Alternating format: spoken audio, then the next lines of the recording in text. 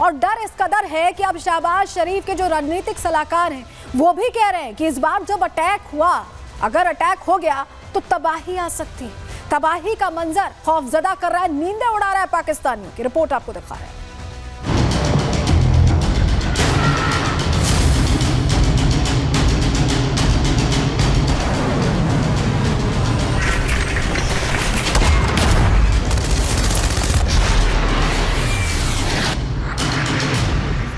अप्रैल को पहलगाम में हमले के बाद आतंकिस्तान अपने आखिरी दिन गिन रहा है। वहां के नेताओं को रुक रुक कर सांस आ रही है। भारत के एक्शन से हाय तौबा मची हुई है। शहबाज और मुनीर तो लगता है अंडरग्राउंड हो गए हैं, तभी तो आम से खास तक दहशत का माहौल है। भारत के एक्शन का डर इतना है कि पाकिस्तान की टीवी पर बस इस बात की चर्चा हो रही है कि कब भारत आतंकी हमले का जवाब देगा और कैसे देगा। भारत के नाम से ही इतनी दहशत पैदा हो गई है कि खुलेआम पाकिस्तानी मान रहे हैं कि उनके देश में ही आतंकी अड्डे हैं।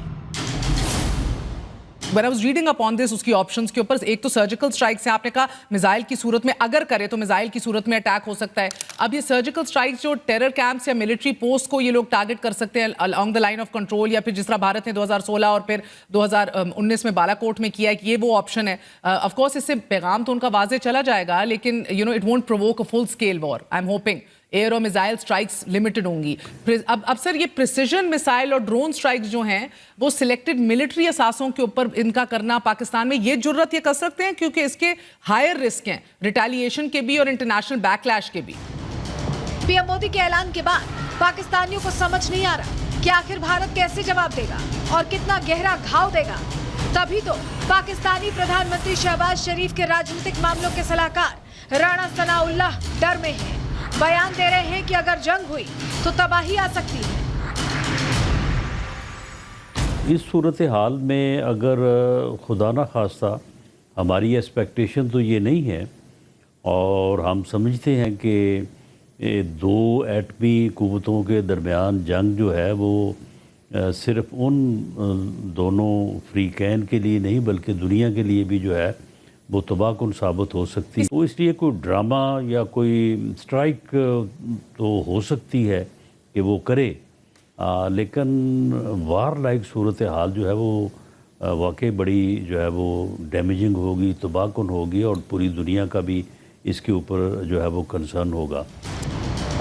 इतना ही नहीं, सूखे गले से पाकिस्तानी बार बार बस यही प्रार्थना कर रहे हैं कि जंग ना हो, क्योंकि वो जानते हैं कि अगर भारत ने अपनी शक्ति दिखाई तो पाकिस्तान खंड खंड हो जाएगा। पाकिस्तान का वो हश्र होगा जो शायद सोचा भी नहीं होगा, और यही सपना पाकिस्तानियों की नींद उड़ाए हुए है। अल्लाह करे आपके मुंह में घी शक्कर के बाकी जंग सी सूरत हाल ना हो, कुछ ना कुछ तो ये करेगा। आप लोग खुद ही हमें मुतनब्बे कर रहे हैं, 1:45 बजे प्रेस कॉन्फ्रेंसेस भी कर रहे हैं। इट्स गुड कि आप कौम को एतमाद में ले रहे हैं। सो रियलिस्टिकली बताइए आप होते क्या देख रहे हैं एग्जैक्टली देन? नहीं, देखिए, जो आपने बात की है या जिस पहलू को आपने टच किया है तो फिर ठीक है, अगर ऐसा ही है तो फिर हमारे पास तो खोने के लिए बहुत कम है, और इंडिया के पास तो फिर बहुत कुछ है खोने के लिए। एक तरफ जहां पूरे पाकिस्तान में दहशत है, तो वहीं पाकिस्तानी नेता अपनी आदत से बाज नहीं आ रहे हैं। जो काम सालों से करते आए हैं वो अभी भी कर रहे हैं। आतंक की नर्सरी बने पाकिस्तान से जहां आतंकियों को भेजा जाता है, तो वहीं अब मासूम बच्चों को भी उसी रास्ते पर लाने की कोशिश हो रही है। यही वजह है कि पाकिस्तान के पंजाब प्रांत की मुख्यमंत्री मरियम नवाज बच्चों से भी अपनी नाकाम फौज के साथ खड़े रहने की हिदायत दे रही हैं। बॉर्डर्स पे टेंशन है, डरना नहीं है, डरना नहीं है, बहादुरी के साथ हर चीज का मुकाबला करना है। बॉर्डर्स पे टेंशन है, लेकिन आओ आज इस कौम के बेटियां और बेटे अपनी अफवाजे पाकिस्तान को ये मैसेज दें कि हम सब उनके साथ खड़े हैं, उनके पीछे खड़े हैं। इन बयानों से साफ है कि जो पाकिस्तान गीदड़ भभकी देता था, परमाणु शक्ति होने का दावा करता था, उसकी हालत अब टाइट है, क्योंकि अब समय है भारत के बदले का, और पाकिस्तान जानता है ये बदला उनकी सोच से परे होने वाला है। Bureau report, Republic Bharat. और इस बीच लगातार बड़ी खबरें आ रही, बड़ी खबर मिल रही है कि आतंकी हाफिज सईद की सुरक्षा को लेकर पाकिस्तान घबराता दिखाई दे रहा है और यही वजह है कि उसने तैयारी कर ली है सुरक्षा देने की। बड़ी खबर इस वक्त की मिल रही है, आतंकी हाफिज सईद की सुरक्षा को लेकर पाकिस्तान डरता घबराता दिखाई दे रहा है और ऐसे में इंतजाम करने की तैयारी कर ली है। ठिकानों पर ड्रोन से, जो हाफिज सईद के ठिकाने हैं उन पर ड्रोन से निगरानी रखी जा रही है, सुरक्षा मुहैया कराई जा रही है। 4 गुना सुरक्षा का घेरा हाफिज सईद के ठिकानों पर बढ़ा दिया गया है। लश्कर चीफ के ठिकानों पर ड्रोन से नजर रखी जा रही है। पाकिस्तानी आर्मी, आईएसआई और लश्कर ने एक्स्ट्रा सुरक्षा के लिए पूरा इंतजाम कर लिया है और हाफिज के ठिकाने से 4 किलोमीटर तक रोड सीसीटीवी से लैस कर दी गई है। तो टेंशन पाकिस्तान को इसकी भी है कि आतंकी हाफिज सईद सुरक्षित रहे और सोचिए जिस पाकिस्तान को तैयारी करनी चाहिए अपनी सुरक्षा की, वो हाफिज सईद की सुरक्षा में लगा हुआ है, ये जो जानकारी मिल रही है। लेकिन इस बीच आपको बताएं एनआईए की जांच भी तेजी से आगे बढ़ रही है। पहलगाम हमले के बाद सुरक्षा एजेंसियों ने बड़ा एक्शन लिया है। हुर्रियत और जमात इस्लामी के समर्थकों के यहाँ छापेमारी की कार्रवाई हुई है, यानी आप समझिए तैयारी तो चल ही रही है और पहलगाम हमले की जांच भी तेजी से आगे बढ़ रही है। करीब 100 जगहों पर इन संगठनों से जुड़े लोगों पर कार्रवाई की गई है और जम्मू कश्मीर के कुपवाड़ा में, हंदवाड़ा, अनंतनाग, त्राल, पुलवामा, सोपोर, बारामूला, बांदीपुरा में कई जगह छापेमारी हुई है। छापेमारी में बड़ी संख्या में देश विरोधी चीजें भी बरामद की गई हैं। साफ है कि प्रतिबंधित संगठनों ने हमलावरों की मदद की है और ऐसे में एक्शन उन पर हो रहा है। ओवरग्राउंड वर्कर्स का नेटवर्क तैयार करने में इन्होंने मदद की थी। प्रतिबंधित संगठनों के कुछ लोग लगातार ओवरग्राउंड वर्कर्स से संपर्क में थे, जो जानकारियां हमें मिल रही हैं। लेकिन आपको बताएं जो ओवरग्राउंड वर्कर हैं वो अपने आप में बहुत की रोल प्ले कर रहे हैं जो इस तरह की घटना पेश आई है उसको लेकर, और ऐसे में उन्हें भी ट्रैक डाउन किया जा रहा है, उन्हें भी पकड़ा जा रहा है क्योंकि इन्होंने ही मदद पहुंचाई थी उन आतंकियों को। यही मददगार बन रहे हैं, यही सूत्रधार बन रहे हैं, ये सब कुछ एक तरह से अरेंज कर रहे हैं। क्यों मैं ऐसा कह रहे हैं, कैसे इन पर एक्शन लिया जा रहा है ये जान लीजिए। आपको बताते हैं आतंकियों के मददगार जो ओवरग्राउंड वर्कर्स हैं उन पर भी एक्शन लिया गया, उन पर भी प्रहार किया गया है। कैसे किया गया है समझिए आप, क्योंकि आपको बताएं कि 20 के करीब ओवरग्राउंड वर्कर्स हैं जिन पर एक्शन लेते हुए उनकी पहचान की जा चुकी है। ग्राफिक्स बदलिएगा शर्मा जी। एजेंसियों के कई ओवरग्राउंड वर्कर्स पर गिरफ्तारी की जो तलवार लटक रही थी उस पर एक्शन होता भी दिखाई दिया है क्योंकि गिरफ्तारी हुई है, उनकी तेजी से गिरफ्तारी हुई है और सूत्रों के मुताबिक 4 ओवरग्राउंड वर्कर्स ने रेकी करने में उस दौरान मदद की थी। आप समझ रहे हैं, उस दौरान मदद की थी, ये जानकारी मिल रही है।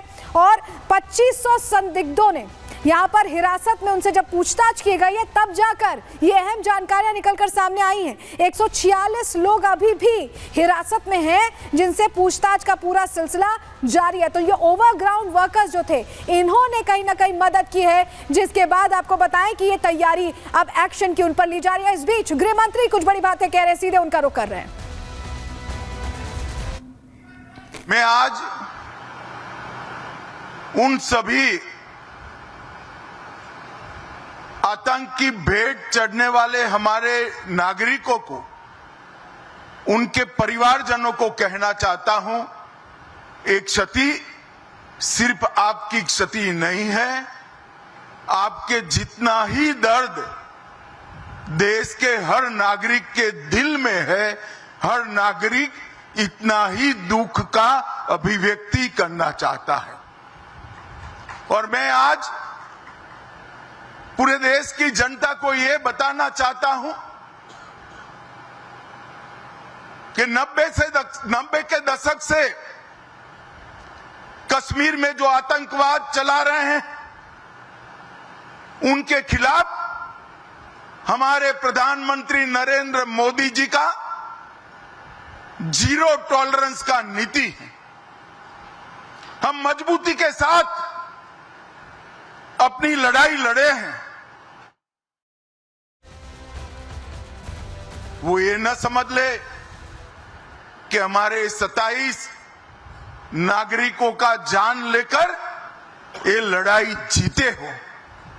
मैं सभी आतंक फैलाने वालों को कहना चाहता हूं कि लड़ाई का अंत नहीं है, एक मकाम है।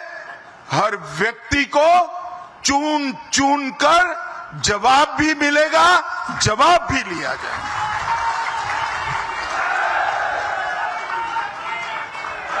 नरेंद्र मोदी जी के नेतृत्व में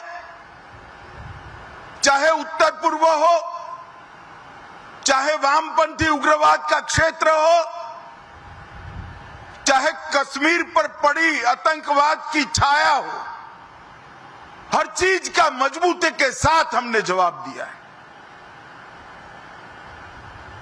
और अगर कोई एक कायराना हमला कर ये समझता है कि हमारी बड़ी जीत है, तो एक बात मन से समझ लीजिए, ये नरेंद्र मोदी सरकार है, किसी को बख्शा नहीं जाएगा, किसी को बख्शा नहीं जाएगा। इस देश की इंच इंच भूमि पर से आतंकवाद को मूल समेत उखाड़ने का हमारा संकल्प है और वो सिद्ध होकर रहेगा। और इस लड़ाई में न केवल 140 करोड़ भारतीय, पूरी दुनिया भारत के साथ खड़ी है। लामबंद होकर सभी दुनिया के देश एकमुश्त होकर आतंकवाद के खिलाफ ये लड़ाई में भारत की जनता के साथ खड़े हैं। और मैं फिर से संकल्प दोहराना चाहता हूं, जब तक आतंकवाद समाप्त नहीं होगा हमारी लड़ाई चालू रहेगी। और जिन लोगों ने एक कृत्य किया है उसका उचित दंड उनको निश्चित रूप से दिया जाएगा। भाइयों बहनों, आज बोडोफा उपेंद्रनाथ ब्रह्मा की 9 फुट ऊंची प्रतिमा का यहां अनावरण किया गया। बोडोफा